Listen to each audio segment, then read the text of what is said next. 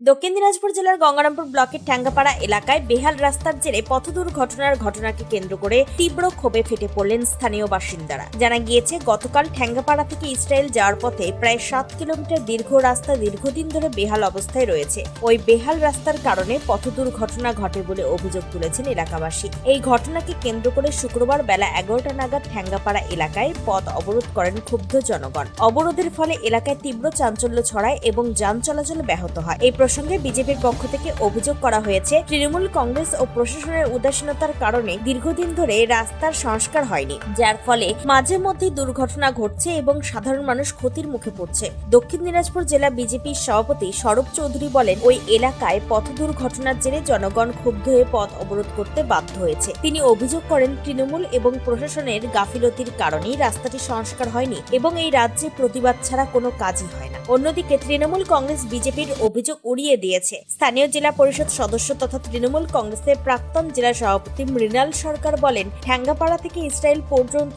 রাস্তাটি প্রধানমন্ত্রী গ্রাম সড়ক যোজনা প্রকল্পের অধীনে তৈরি। কেন্দ্র সরকার দীর্ঘদিন ধরে ওই প্রকল্পের অর্থ আটকে রাখার কারণেই রাস্তার সংস্কার সম্ভব হচ্ছে না বলে দাবি করেন তিনি। পাশাপাশি তিনি জানান, ওই রাস্তায় একটি ছোট কালভার্ট রয়েছে, যার সংস্কারের জন্য জেলা পরিষদে জানানো হয়েছে এবং দ্রুত কাজ শুরু হবে বলে আশা প্রকাশ করেন। তিনি আরো বলেন, বর্তমানে রাজ্য সরকারের পক্ষ থেকে পথশ্রী প্রকল্পের অধীনে একাধিক রাস্তার কাজ চলছে এবং বিজেপি নেতাদের উচিত কেন্দ্র সরকারের কাছে প্রকল্পের অর্থ প্রদানের বিষয়টি তুলে ধরা। দক্ষিণ দিনাজপুরের গঙ্গারামপুর থেকে নিজস্ব প্রতিনিধির রিপোর্ট, টাইমস 14 বাংলা। মুখের উজ্জ্বলতা হারিয়ে গেছে, স্পট পড়ে গেছে, ব্রণ ভর্তি, তাই আর দেরি না করে আজই আসুন রায়গঞ্জের চণ্ডীতলায় হেলথ প্লাস মাল্টি স্পেশালিটি ক্লিনিকে এবং এখানে পান অভিজ্ঞ ডাক্তার দ্বারা ফ্রি স্কিন টেস্ট। আরো বিস্তারিত জানতে যোগাযোগ করুন 96748956169 এই নম্বরে।